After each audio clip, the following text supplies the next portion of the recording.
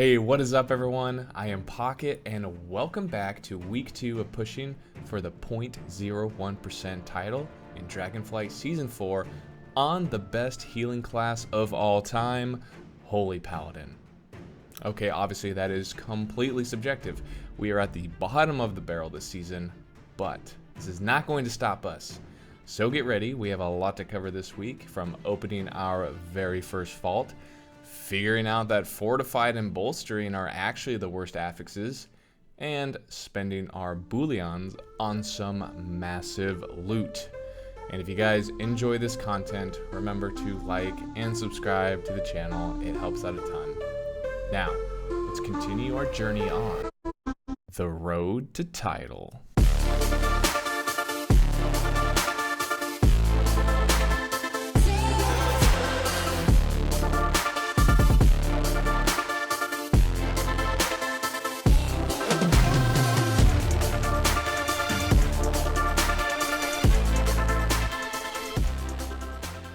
Alright guys, so going into week 2, we are starting out with an item level of 495, and our Mythic Plus score is at 2391. And this week's amazing affixes are going to be Fortified, Entangling, and Bolstering.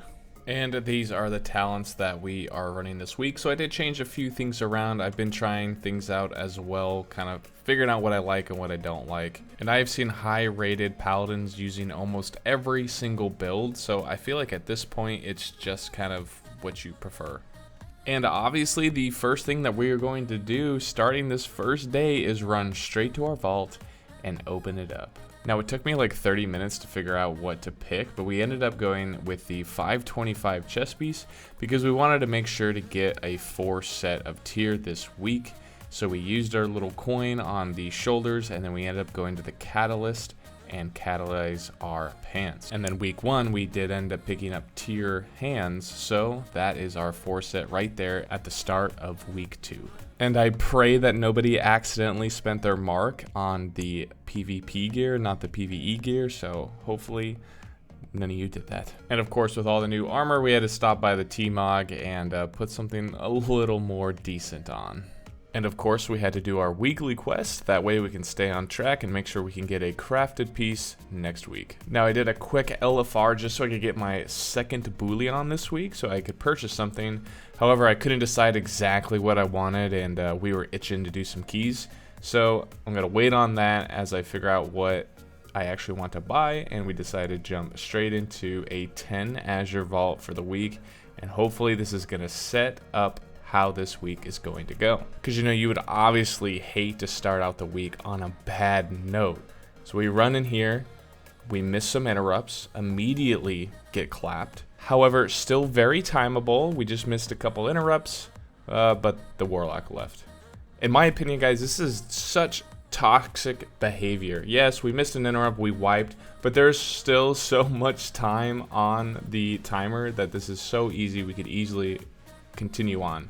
However, you get players like that just leave. I don't know, you guys decide. Was that a fair play for the Warlock to dip after one wipe, or do you agree that he probably should have waited? No worries though, we're just gonna run it back on the +9. We're gonna pop Lust, we're gonna run in here and just burn everything down.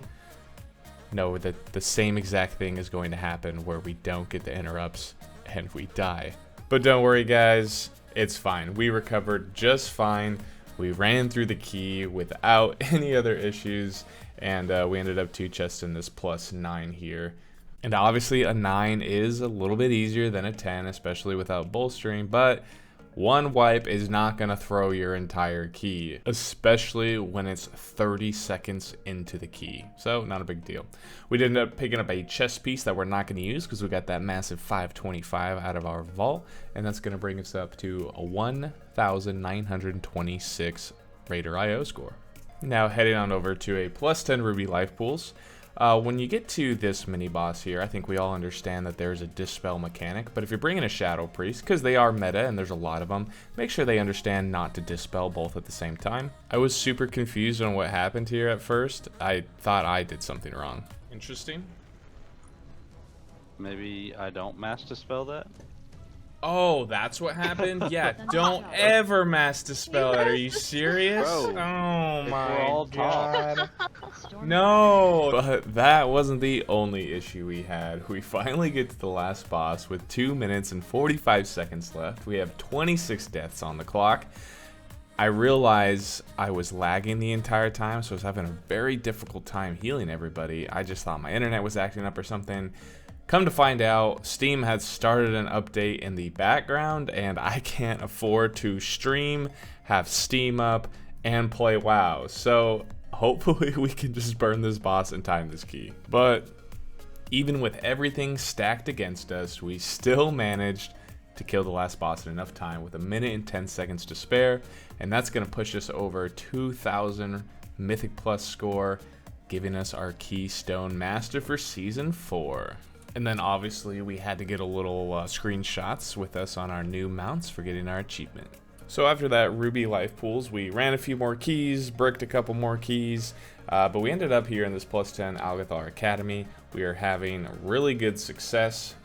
This tank was awesome, we had really good DPS, and we get to this bridge here, and the tank says meld skipping. But when the tank said that, we were having a very in-depth conversation about pizza and what we were going to have for dinner that night, and our Shadow Priest decided to dot up everything because he did not see that. So the Shadow Priest ends up dying, and we're like, okay, that's fine, we'll res it. But then somehow our Evoker got aggro and ended up just pulling everything. And that ended up wiping the group. The tank did have some very colorful words to say after that, but we still are making really good time. We got 16 minutes going into the last 2 bosses. But after that unfortunate wipe, everything else should go just fine, right?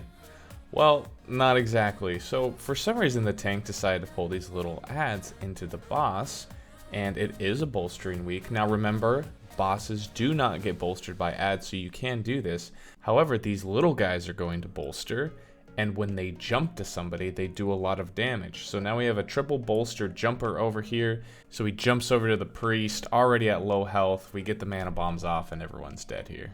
I honestly think that we could have pulled this boss just fine without these ads. We wouldn't have any other issues whatsoever, but for some reason, the tank decided to pull the ads into the boss, which wasn't a smart move. So I think you guys can already guess what's gonna happen next.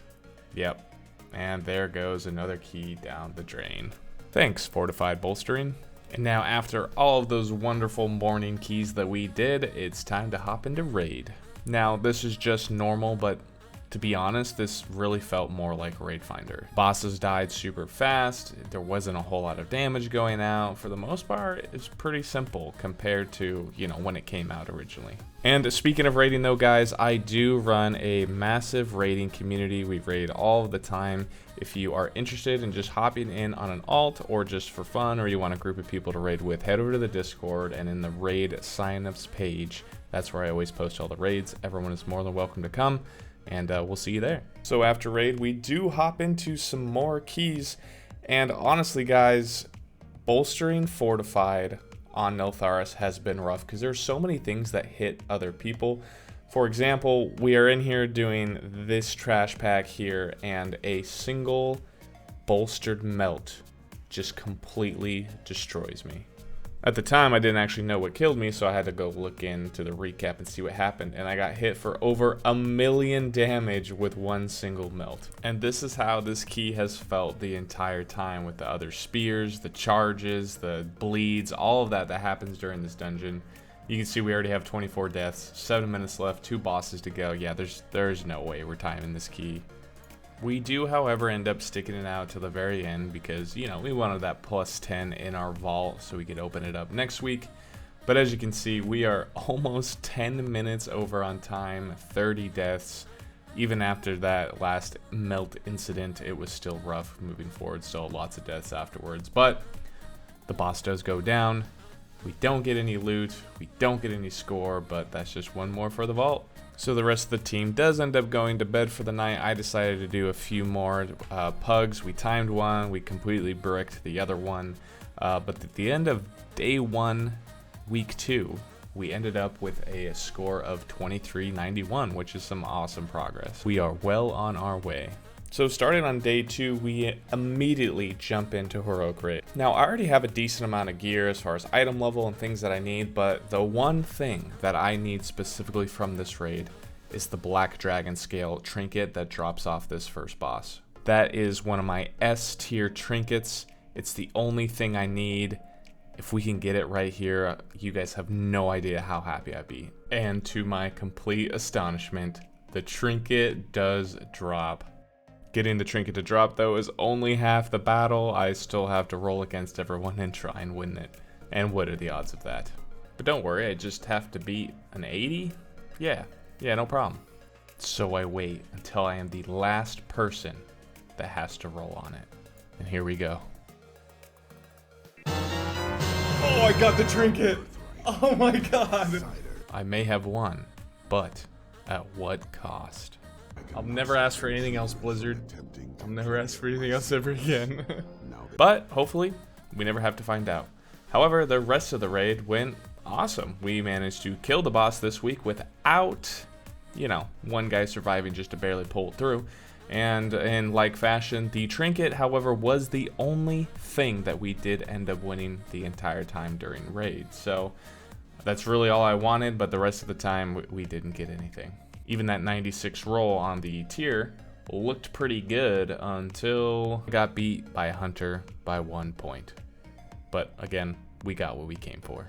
Now with raid over, we're gonna head over and purchase our first item with our 2 Bullions, and I decided to go with the Frog Trinket because that's gonna give us a big versatility buff and also a massive shield during our Mythic Plus dungeons. So we hop into a +10 Brackenhide Hollow, and to be perfectly honest with you, when this tank first joined the group, I didn't know that Guardian Druids were actually in a really good spot right now. Obviously, it isn't no Vengeance Demon Hunter, but I think they're like A tier right now, and this tank was phenomenal. We made really good time on the dungeon. We only had 3-4 deaths, and timing this dungeon is going to give us our very first +10 Brackenhide Hollow, giving us our portal. And keep it on that same trend, we jump immediately into a +10 Azure Vault, in which we do time it, getting our first 10 timed on Azure. So I'm not gonna lie, I completely no-lifed it these past 2 days, but at the end we had a full vault, all 3 heroic slots, and all mythic 10s for our vault for next week. Already done in 2 days. So at the end of day 2, we are sitting at a 507 item level with a Mythic Plus rating score of 2623.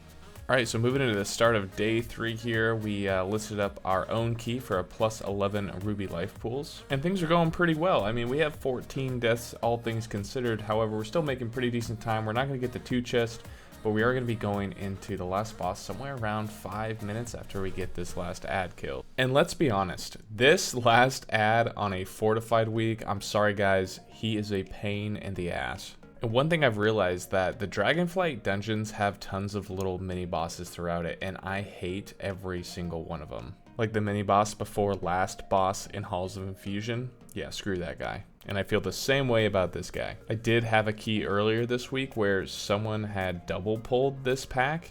I don't know why you would ever do that on a bolstering week and fortified, because this guy gets bolstered, and during that lightning storm, that is so much damage going out. So if you can prevent from doing a double pull here, I would highly recommend it. But if you're short on time, you know, sometimes you just gotta do what you gotta do. So we're taking it nice and easy here just with the single pull, and we should have plenty of time to kill this boss. And everything goes really well on the last boss. We managed to kill him, time the key with 2.5 minutes remaining. We do get 10 points out of this, bringing us to 2633, and we are gonna get some 509 boots, but I don't think we need them. So a great key to start out the day, until we end up here in a +10 Uldaman on the last boss. And to be honest, this boss is giving me some of the most trouble out of any other boss. So I gotta ask you guys, what is honestly the best strategy to fight this boss, especially in a tyrannical week where this entire room just completely fills up? Like, what is the strategy to kill this guy? Does everyone stack on his tail and let the pools drop off there? Does the tank need to be a little bit quicker when he's kiting, just because sometimes we get stuck and there's too many pools? I don't know. Let me know, because I honestly want to get better at this boss, and he gives me so much troubles because there's so much damage going out. And then when I dispel, it leaves a pool where someone's at. So if I dispel myself now, it'll leave a pool in front of everyone trying to kite. And then obviously not trying to be blasted by the frontal that he does as well. Even with 2 people down, we still managed to kill him. However, we do not time the key. We are over by a couple minutes. So if we managed to not die so many times, like the 22 deaths we have, we would have made it. But yeah, this guy's tough. He's tough. Now we are going to send a plus 12 Brackenhide, which is one of the highest keys that I have attempted so far, is a 12. And it started out really rough already. We have 10 deaths on the clock. We made it to the boss after 10 minutes. I don't even know if we do a flawless run at this point, if it's even timeable. However though, we do have a Blade Storm come out from the boss. The mage just stands in it, eats it, dies, and then immediately leaves the group. And I've said it before, but I always feel like it's the worst people that are the first ones to leave the group. Like, as much as I hate group leavers in general, if you're bashing your head against a key and, you know, you guys are having a hard time, sometimes the best thing is to leave the group. You know, it's not going to be timeable. You're not going to get anything out of it. But for the person to die, have become the problem, and then is the first one to leave, I think that is more frustrating than anything else. So we do end up killing the boss without him, but because he left the group and, I don't know, kicked his computer over maybe, we're not going to be able to finish this with 4 people. So what do you do when you don't time it the first time? You obviously run it back again. So we just happened to have another plus 12 in the party, so we just ran the 12 again, and to be honest with you, it was a complete flop as well. We have 1 boss down, 17 minutes left on the clock, and we just decided to call it. There's no way we're gonna time this key. So in group-wide fashion, we all agree upon it, and we end the key, rather than just dipping and not telling anybody. So what do you do when you don't time the same key twice in a row? Yep, that's right, you run it back again for the 3rd time, on an 11 this time. However, this key went a lot better. We had a well-coordinated group, we had a great tank, and we managed to time it even after realizing we were short on percentage. And our plus 11 turns into a plus 12 Neltharis, the bane of my existence this week. We have attempted this dungeon so many different times, and we have failed every single time. I haven't timed it once this week just because of the fortified and bolstering. So this first pull here, we do decide to do the triple pull, and if we can successfully get through this, I think we can successfully do the entire dungeon. We have a lot of stops in the group, and we have a lot of kicks in the group, so nothing should cause us to die here. And we obviously do commit to the lust on this very first pull, and look at that damage. We got all 3 of our guys getting up over 1 million DPS on this pull. And to be honest, there's not a lot of damage going out. The only damage that's going out is 1 on the tank and 2 on the channels, but if we can stomp those channels, then there isn't really big of an issue. And maybe I haven't been running with the best people in the world, but the tank is kiting. I haven't seen people kite since Shadowlands, so it's massive to see people actually start using kiting to prevent from taking damage from people who've been bolstered 12 times. So with that pack down, honestly, feeling really good about this dungeon now. So we do end up making it to the last boss with 3 minutes and 30 seconds left on the clock. And we did have some issues getting up here. We do have 10 deaths at this point, but they were all 1s and 2s throughout the dungeon, mainly to the casts that were getting on, like the melts. But other than that, things were going really smooth. And this boss honestly doesn't do a whole lot of damage. You obviously have the frontal that you got to avoid. There's a slight damage over time effect that goes on. But if you can get through the shield, like this boss, easy. So as long as we can avoid the swirlies, break the shield, not a lot of damage going out, so we should be timing this key. And there it is. We don't have any problems on this boss. We managed to time the key with a minute left, giving us 29 points, bringing us to 2686 Mythic Plus score. And that is now our personal best and highest key that we've done is this plus 12 Neltharis. And we get some shoes at the end, not bad. All right, so now after that plus 12 Neltharis, we're in a 5-man group. We're all in Discord. We hop into this plus 11 no coup defensive, and things start out really rough. We get to the last boss with only 4 minutes and 30 seconds left, and we're like, you know what, guys? If we're gonna time this key, we have to pull ads into boss. If we do ads separately, we're not gonna have enough time to kill the ads and kill the boss and still time the key. And it's moments like these where you just go, all right, guys, let's do it. We're sending it. We got no other option. So what do you guys think? Do Do you think we're going to time it right here, do the double trash into boss, or do you think we're going to fail? Make your guess and then let me know in the comments whether you were right or wrong. Alright, so one of the things I said at the beginning of this fight is if we're going to pull trash into boss, we have to get the trash killed before we face the boss at 50%. And honestly, unfortunately as well, we used lust on the last boss, so it would have been way easier if we were able to use lust going straight in to burn all three of these guys down. But once again, this wasn't originally planned, so sometimes you gotta do what you gotta do. So we make it to the transition phase. We just get one down. We still have the other one up. There we go. Both are down. And honestly, at this point, we've made it. We just had to kill these last 4 ads, pull them on top of the boss because we have a Death Knight who can do that. We have all of our defensives and cooldowns ready to go. However, one of the ads in the back does not get pulled in, and he is free casting in the back. I go down, and obviously once the healer goes down, everyone else goes down.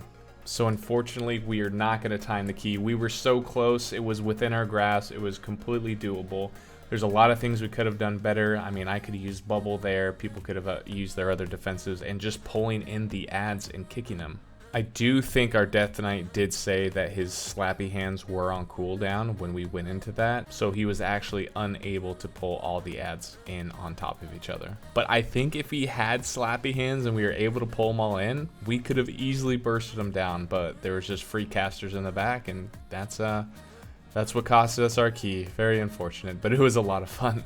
All right, and to finish off the week, we are gonna end with a cameo appearance from our Resto Druid. Now, I know this video is supposed to be all about Holy Paladin, and to be perfectly honest with you, this was probably a really bad idea that I came in here and played my Restoration Druid. And the reason being is we are in a +8 Ruby life pools, and my current item level on this character is 476. My Shadow Priest friend that runs with me all the time, he is on the Bear tank with a 477 item level. And then we have our 3 DPS. So for me personally, week 1 of going into a dungeon on my Holy Paladin and just walking into a +8 Ruby and timing it, there is no way that I could do that. However, doing the same thing on a Restoration Druid, which is, the S tier class right now, because their throughput for healing is just actually insane. Believe it or not, we do end up timing the key. We just honestly wanted to complete it just for the weekly vault for next week. Druid healing is just so broken that yeah, we ended up timing it with 55 seconds to spare. And I think it was a really bad idea to play my Druid because wow, like why am I not playing Resto Druid right now if it's this good? You know how much easier it would be for me to heal these keys on a Druid compared to my Holy Paladin? I don't know, guys. Are we gonna see a Restoration Druid arc soon? Anyways though, once again guys, thank you so much for watching. Again, as usual, if you ended up making it this far in the video, if you enjoyed watching me just kind of playing through Season 4, having a good time, playing a C tier healer, make sure you guys hit the like and subscribe button to continue to follow along the adventure. And to be honest with you, a lot of my friends think I will not be able to complete the challenge, but that just fuels the fire for me to do it. So at this point, I can't quit. We got to do it. All right, guys, thanks again for watching, and we will see you in the next one.